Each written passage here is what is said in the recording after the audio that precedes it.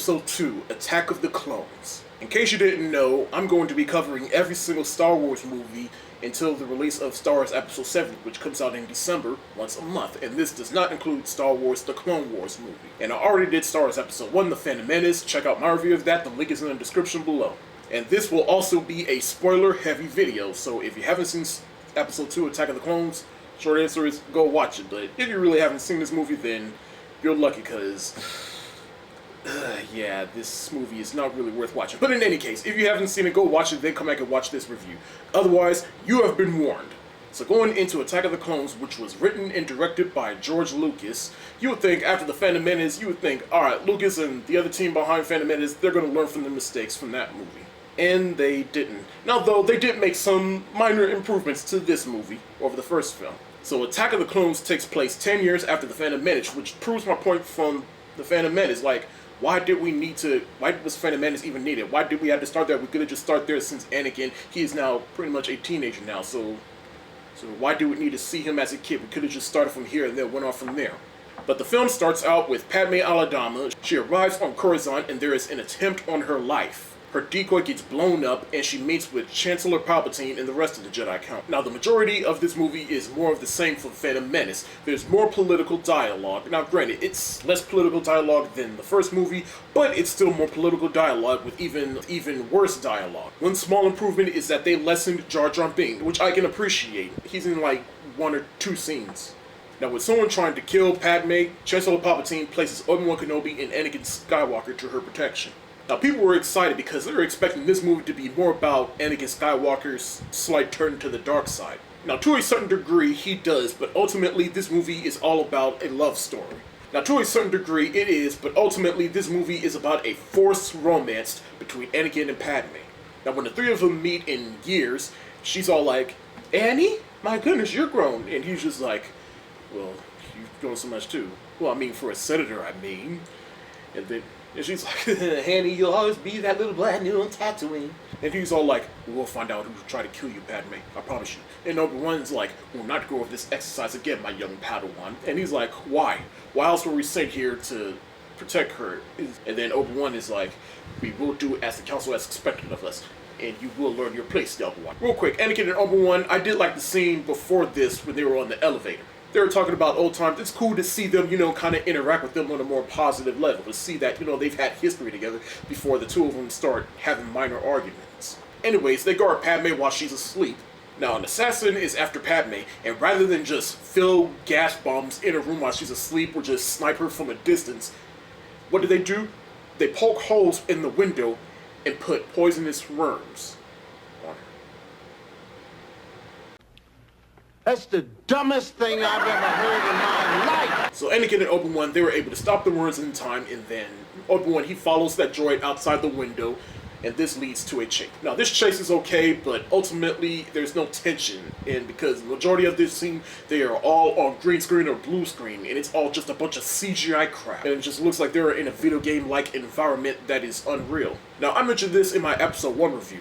There's an over-reliance on CGI in this movie and the third movie than there is in the first movie, and it is. The majority of the planets in this movie, they're all CGI. There's next to nothing in this movie that is real, and I just noticed that recently when I watched the movie to prep for this video. Like, there's almost next to no sign of practical effects anywhere in this movie, and most of the characters in this movie are CGI and not practical. Like, there is no sign of any practical or puppet-like characters in this movie. Now granted, the only thing that looked real in this movie were all the exterior shots in this movie, like all the set pieces and stuff. Like on Tatooine and Geonosis, like all that was real. And even some of the interior scenes were real, but even that had some elements of CGI in it. And of course, there is a CGI Yoda. I'll talk more about him later. Now, long story short, Anakin helps Obi-Wan and tracks the assassin down to this most likely Cantana-like bar or whatever. Now, this did make up for a cool little scene with Obi-Wan. He's sitting at the bar, and then this person comes up to him, and he's like, "Want to buy some death sticks?" "You don't want to sell me death sticks." "I don't want to sell you death sticks." "You might want to go home and rethink your life." "I might want to go home and rethink my life." Like, that was a really funny scene. I liked that. So anyway, so they find the assassin, and just when she is about to tell them who hired her to kill Padme, Jango Fett, he comes out of nowhere and just shoots her with a toxic dart and just blasts off. And you're just like, Why didn't he just assassinate Padme himself if he can shoot afar with the Toxidor? Like, so the scene is followed with the Jedi Council still not doing shit. They tell Obi-Wan to go track down Jango Fett, and they tell Obi-Wan to go escort Padme back to her home planet of Naboo. Now, Obi-Wan, he is concerned and worried about Anakin, because as he said in the movie, his abilities has made him arrogant. And the other Jedi are like, remember, Obi-Wan, if the prophecy is true, your Padawan can bring balance back to the Force. Now I like that that's a reoccurring thing in here, that he's the chosen one, and that he could bring balance back to the Force, and they all have their doubts about it. Mace Windu is once again played by Samuel L. Jackson, who is still this emotionless, monk-like Jedi that still does nothing. And Yoda this time around, he is no longer a puppet, he is a CGI character. Now, I will admit, when this came out, I thought I actually liked that, and I still do to this day. And I even watched some of the documentaries on the DVD that they've been planning a CGI Yoda for a long time, which I can appreciate to a certain degree. And even still, you know, they went back into the Phantom Menace and added a CGI Yoda, just like I said in the last review. But heaven forbid if they go back and add CGI Yoda to Empire Strikes Back and Return of the Jedi.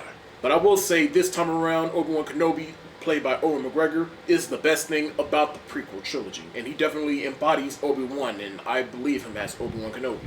Now, going back to Anakin and Padme, Padme, she's played by Natalie Portman again, and, she's fine. I will say Natalie Portman in this movies, they are not her fault, and, it's not her fault that she was bombarded with a mediocre script or whatever. Grew up in the director, he doesn't really give you nothing to work with as a director, and the director is giving you material that's just not that great, and you try your best, especially working around blue screen. And Anakin, who is no longer played by Jake Lloyd, but is now played by Hayden Christensen. Now look, I have nothing against the guy, and I'm pretty sure he's a cool dude. And he has done some work that I actually didn't mind in him, like Takers, New York, I Love You. Hell, even, I know some people didn't really like this movie, but hell, even Jumper. I actually quite enjoyed that movie. I got a kick out of those movies, But him as Anakin does not really work. He doesn't come off as arrogant, he just comes off as a whiny brat. I'm serious, like, throughout this whole movie, all he does is just bitches and moan, and it gets annoying. Also, Anakin has his creeper face every time he's around Padme, and it just comes off as a creepy stalker. Now, the Jedi send Anakin to protect Padme as she goes back to her home planet of Naboo. Now, apparently, the Jedi are forbidden to love. Now, I will admit, I don't have the biggest knowledge when it comes to Star Wars, but even I gotta admit, there is nothing... From what I've seen, there is nothing that says a Jedi cannot love. Apparently, Jedi are some type of monks that cannot know love, know passion, or... So pretty much Jedi, they cannot bang. How are they supposed to procreate if they can't love? How do you find more of your kind, huh? You just find a random person, just bang, and then voila, there's a Jedi or whatever? Like, they're inducted as a Jedi from birth. See, Lucas, this is why people do not like the prequels, because you don't pay attention to detail, and some of it just don't make sense. But Jedi are not allowed to love, nonetheless. So why the fuck would you send Anakin, whose love and hormones have went from 0 to 100 ever since he has seen Padme for the first time in years? The most romantic mission, where they have romantic dinners, sit by the fireplace and talk, have picnics out in the open field. And again, it's out in the open field where an assassin can just easily snipe her while she is occupied and not paying much attention. Oh, and while she's on Naboo, she is constantly changing outfits and wears some of the most revealing outfits that say, "Hey Anakin, come and get me. You know you want me." Like there's this one scene where Anakin, he is all like, "I hate sand. It's rough and irritating and it gets everywhere. But here, everything's all smooth and nice." I don't even have the energy to go into that right now. Let's just continue. And they kiss so awkwardly for her to be like, "No, I shouldn't have done that." And they just continue on the day like nothing happened until when they're finally sent by the fireplace. And again, he is all like, "I am haunted by the kiss that you should never have given me. You're in my very soul, torturing me. You're suffering as much as I am. Please tell me." Oh, look, I will say this. There are two positive things I can take away from this romantic love story. Like, for example, I do like the love thing throughout this whole movie that also pertains to Anakin and Padme. It's called Across the Stars. I actually like that little musical piece. I listen to it from time to time on my phone. And the other positive thing that I consider about this love story, and it is a backhanded compliment, is that it's still a better love story than Bella and Edward's in Twilight. And you can deny it all you want. You know it is true. Now later, Anakin has a nightmare about his mother, so he goes back to Tatooine to go save her, and he takes Padme along with her. Now I do like this segment of this movie, but it has some give and take. So they arrive at Tatooine, where he sees Watto, and he tells her that he sold his mother out of slavery. Now this leads them to go to the classic home that we once saw in Episode 4, A New Hope. We now see C-3PO, who is now silver all of a sudden. And we are also introduced to a young Owen who becomes Luke's Uncle Owen. And we see Beru, who will become Aunt Beru. Anakin meets Owen's father, who tells him that his mother was taken by Tusken Raiders. Anakin goes to find her, and now this is one of my favorite moments within the movie. Is when he finally finds her with the Tusken Raiders camp, and she is dying in his arms. And we can actually see the anger and rage within Anakin, and then he goes out of the tent and he just goes out and starts slicing Tusken Raiders. But the scene, it is cut short. Now Lucas really captured that really well, but he cut it short because I guess it's still a PG movie, so they were trying to go for that PG rating. I mean, the next movie after this is going to be PG-13 anyway, so might as well go just that little extra mile for this movie. But in any case, I like that scene because, it's the little things that show Anakin's turn to the dark side. And it goes back to his home where he is holding his dead mother in his arms. Lucas captured that really well, but he also undoes it with the next scene that follows. And again, he's in the home and he's just sitting there and complaining like he couldn't save his mother. And he's all like, I killed them. Every single one of them. And not just the men, but the women. And the children too. They're like animals. I hate them and I slaughtered them like animals. I hate them! Alright, that's it for that aspect of the story. Jumping back to here, Obi-Wan, he tracks down Jango Fett to this planet called Kamino, where he learns that a clone army has been made under another Jedi called Master Cypher Diaz. This plot is introduced, but is never explored again, for some reason. So pretty much this clone army has been made under nobody, and they were expecting him. Now the clone army, I'll admit, it's pretty cool, even though they're all essentially cartoons. I'm serious, this is one of the things that irks me about this movie and the CGI, because it's like the majority of the clones are all CGI. There is not one real person playing a clone trooper. And I even noticed this when I was young. I just noticed, I'm like, Daddy, why are the clones not real? Why are they all cartoons or CGI or whatever? Like, for a little kid who was like, what, 10 or 11 or 12 years old, and I noticed this. There's not one real clone trooper in this movie. And to me, that was just pure lazy. I'm like, Lucas, come on, man. But in any case, Obi-Wan learns that the clones were created using a host, which is the person that Obi-Wan is looking for, which is Jango Fett. He is a host, and we get to also meet his son, Boba, who is now in the prequels. So you're telling me that Boba Fett here was pretty much just a clone of his father all along? His father finds out why Obi-Wan is there and leaves. Meanwhile, Obi-Wan informs the Jedi about everything he just learned, and Yoda and Mace Windu are still doing nothing! Now this leads to a fight between Obi-Wan and Jango, and I actually like this fight. It was pretty cool and entertaining. I actually liked it a lot.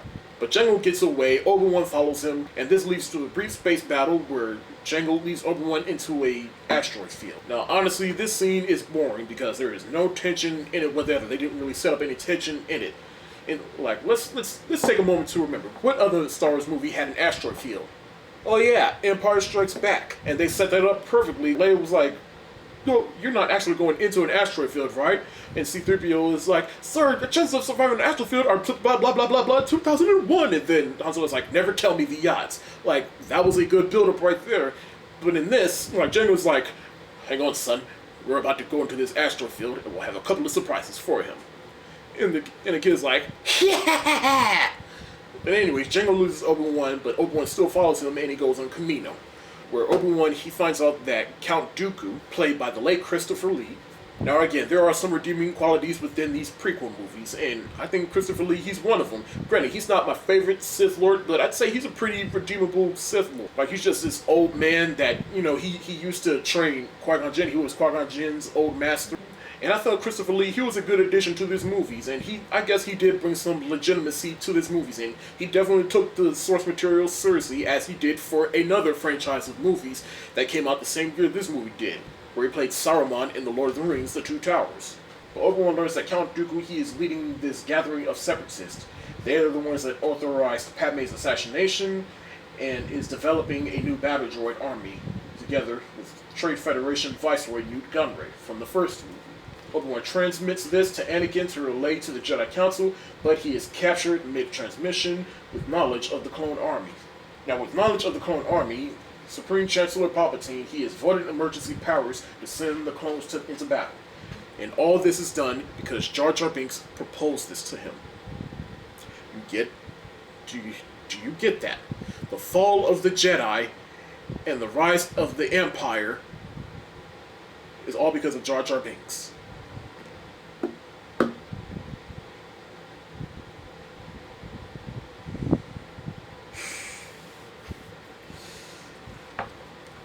I'm sorry, you're telling me a fucking rabid Bill Cosby-like creature is responsible for the downfall of the Republic, the fall of the Jedi.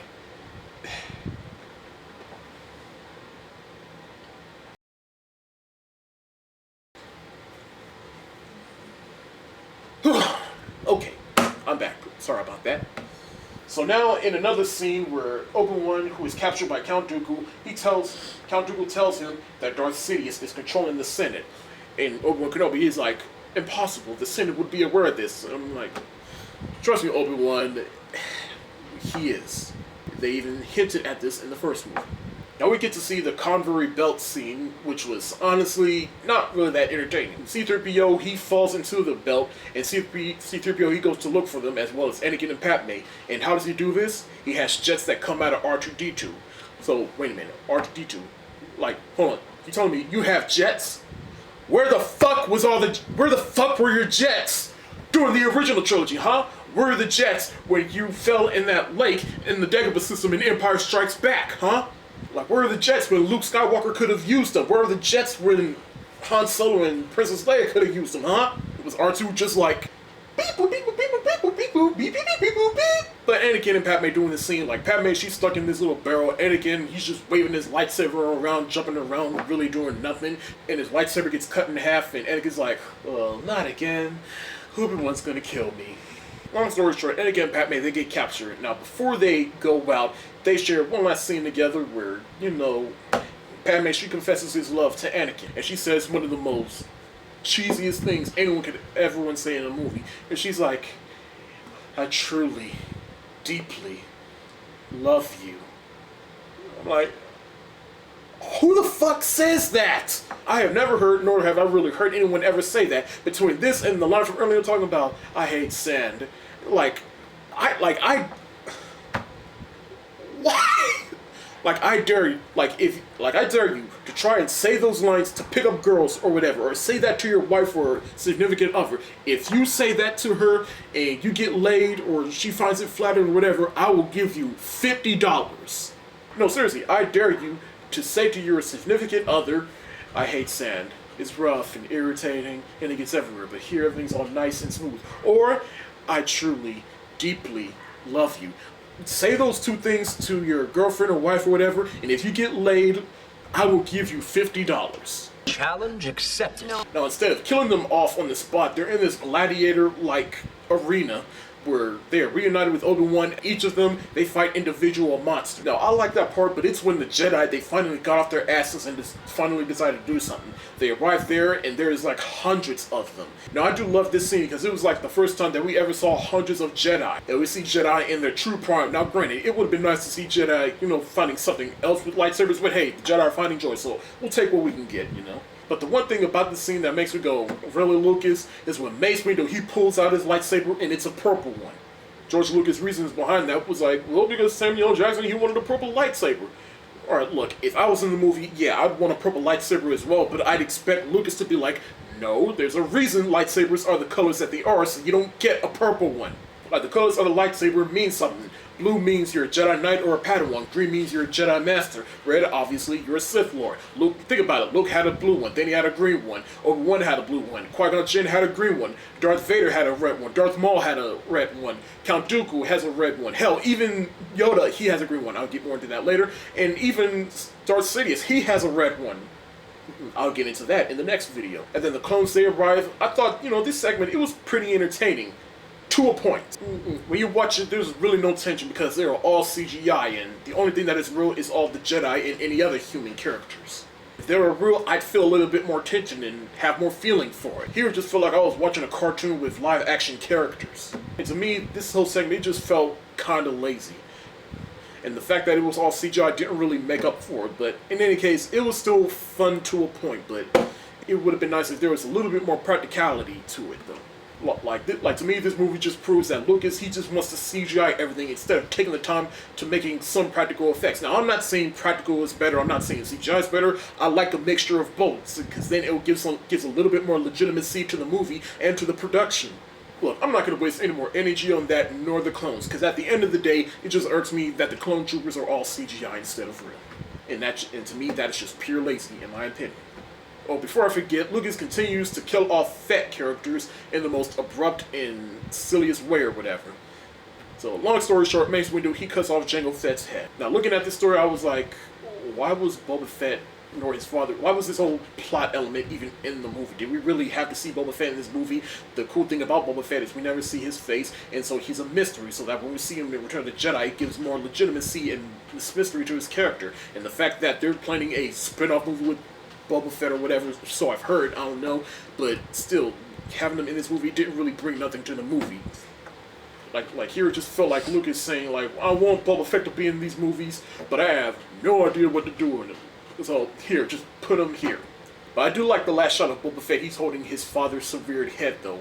Like, to me, that was kind of symbolism of what the character is going to be in the original trilogy, so. Now we'll probably get one of the worst lightsaber battles in any Star Wars movie. Like, the fight between Obi-Wan and Anakin and Count Dooku. They're both fighting, and then Anakin, he charges for him, but then Count Dooku, he uses Force Lightning on Anakin, and so now it's between Obi-Wan and Count Dooku. They fight for a brief second, but then Count Dooku one-ups him, and then Anakin, he tries to fight him with two swords, and that fight is all awkward and dark or whatever. They're just twirling their lightsabers around, and you can't really tell what's going on. And again, he had two lightsabers for a sec, which is cool, but then it is cut short, and I'm like, they could have kept that going.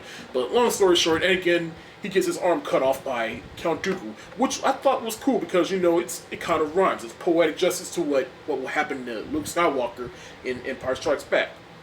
Now, finally, let's talk about the fight with Yoda. Now, I know what y'all probably thinking. Am I going to shit on this scene?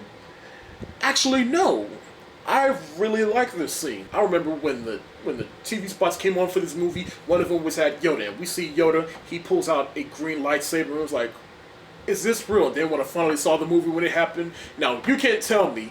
Now, I know people have the reservations about the scene, but you can't tell me that when you saw this scene for the first time in the theater, you were like, and Yoda with the lightsaber? No.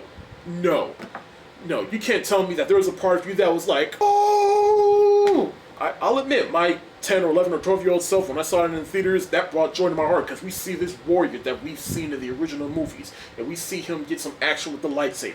Now, I will admit, I understand why people don't like Yoda using a lightsaber, and especially with him just jumping around, that does get, seeing it as an adult, I'll admit, yeah, him jumping around, that, no. But to be fair, I understand why people don't like Yoda using a lightsaber. Yoda was in The Empire Strikes Back, and he told us the Force is not about using muscle. You know, it's not about this crude matter. It's not, so therefore it's not about your lightsaber. It's about the Force. Pretty much, Yoda is the type of master where he will tell you, it's not about using this. It's about using this. Which me and a lot of people, that's what we like about Yoda. He's this master that he's calm, he's collected, and he doesn't need a lightsaber or whatever. But still, you can't tell me that there was a small part of you that had joy to your heart seeing Yoda with the lightsaber. Long story short, Count Dooku, he gets away. The Senate at this point approves of the clone army, and the Jedi Council is now going to be aware of the Sith having control of the Senate. And Anakin and Padme, they get married, and that's the end of the movie. To be honest, I don't even know why this movie was called Attack of the Clones. Like, granted, I know some people thought this was a stupid title. I didn't think it was a stupid title. I just think it was a misleading title. In the end, even though it feels like I shit on this movie more than I actually wanted to, but like I said, I don't hate the prequel movies, though I do recognize why these movies are not that good. And as an adult, I can recognize why these movies are not that good. But there are some stuff in this movie that are still enjoyable and redeemable, like all the Jedi stuff, some of the clone stuff, some of the action in this movie was good. Obi-Wan and Yoda, to a degree, was good in this movie. There's less Jar Jar. The story of the plot of the fall of the Republic, They elaborate more on that, which I actually didn't notice when I was younger, and I noticed now as an adult, and I thought it was pretty clever how they did that, so I like how they did that. But it doesn't make up for a movie with an over-reliance of CGI that is slowly but surely starting to look dated, more bad dialogue, a forced romance that was cringeworthy. But hey, to be fair, it's not as cringeworthy as Bella and Edward's in Twilight, but it's still cringeworthy nonetheless. And Jake Lloyd, he is played by another actor who is not any better as Anakin Skywalker. Now, again, I don't hate the prequel, so therefore I don't hate Attack of the Clones, but I do think that The Phantom Menace and Attack of the Clones are my least favorite of these saga of movies, and they're the worst of the saga of movies, in comparison to the original trilogy. So again, if you hate the prequels, I understand, and I'm not going to tell you you're wrong, but if you're like me, and do appreciate these movies for what they are, hey, that's cool, and continue to like them. But I will say this movie is just as disappointing as The Phantom Menace. Now, what is the definitive worst? Well, honestly, it depends on the day you ask me. Like, one day I'll say Phantom Menace, one day I'll say Attack of the Clones. But at the end of the day, both of them, they are just as equal. So therefore, I'm going to give this movie the same grade I give The Phantom Menace. I'm going to give Star Wars Episode II a C- for It's a Rental. Quick side note, check out Belated Media. What he does on there is he creates these little shorts called What If Episode 1 or Episode 2 Was Good. Pretty much he writes a completely different script from the actual movies, and once you watch them, you're like, why wasn't this made instead? But anyway, check them out. I'll put the link in the description below. Like it, love it, check them out, and tell them Bradford Lassiter sent you. And again, thank you so much for watching, and remember, I'm going to review every Star Wars movie once a month. So next month, I will do Revenge of the Sith. And be on the lookout later this month for my review of Rocky 2. That's it for the day. If you like what you see, subscribe to this channel, subscribe to my other channel. The links are in the description below. And be sure to follow me on Facebook, Twitter, Tumblr, Instagram, Movie Pilot, and Periscope. Peace.